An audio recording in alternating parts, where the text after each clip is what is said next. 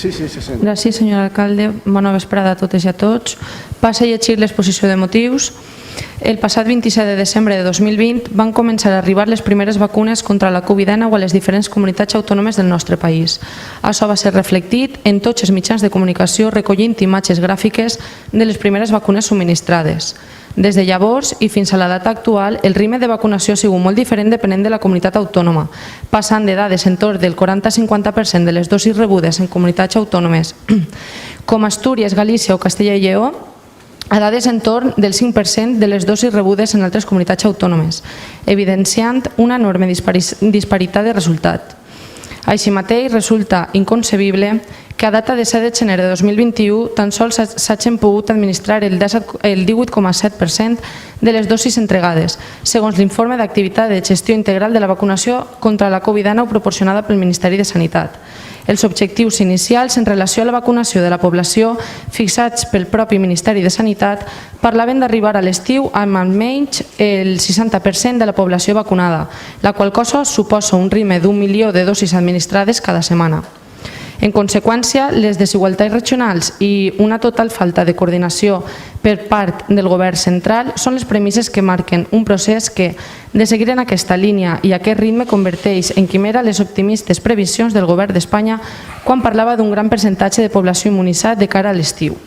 Els professionals sanitaris, col·legis professionals de metges i infermers han recordat al llarg d'aquests dies la importància de la vacunació, assenyalant que és important accelerar el procés de vacunació davant el repunt de casos que estem vivint en els últims dies.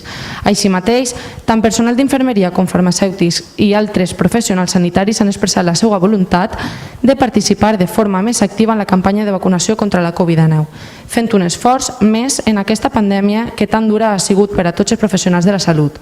Per això és necessari que les administracions es coordinen i establisquen un marc únic de referència que regule el paper que han de tindre aquests professionals, així com les condicions en les quals han de realitzar-ho.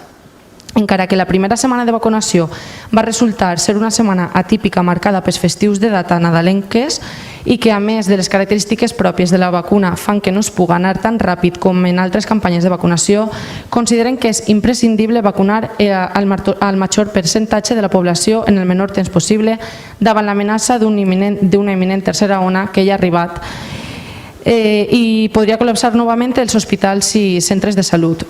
No pot ser que davant d'un augment constant de contagis i morts existisca tan poca informació i rendició de comptes per part del Ministeri. Per tot això, el grup Ciutadans Carqueixent presentem la següent proposta de resolució. L'Ajuntament de Carqueixent insta al Govern de la Generalitat Valenciana que insta al Govern d'Espanya a 1.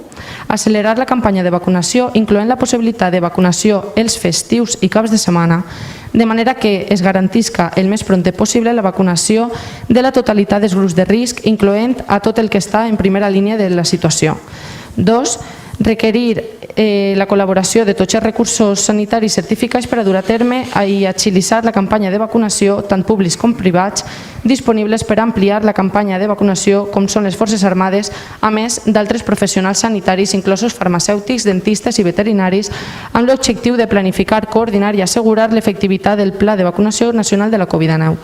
3. Sol·licitar en l'àmbit del Consell Interterritorial de Salut l'actualització d'una estratègia nacional de vacunació que permeta la coordinació i el treball conjunt de l'administració central amb les comunitats autònomes quant a formació i disponibilitat del personal sanitari a fi d'avançar en la campanya de vacunació amb la celeritat adequada. Presentem, esta moció va ser redactada avui de gener, a dia d'avui, 26 de gener, quasi 3 setmanes després. Tampoc tenim notícies de quan arribaran vacunes a la nostra residència i als nostres ciutadans de risc, o almenys no se'ns ha comunicat. I per tal d'agilitzar aquest procés de vacunació presentem una sèrie d'exemples que podrien ajudar a això. Gràcies.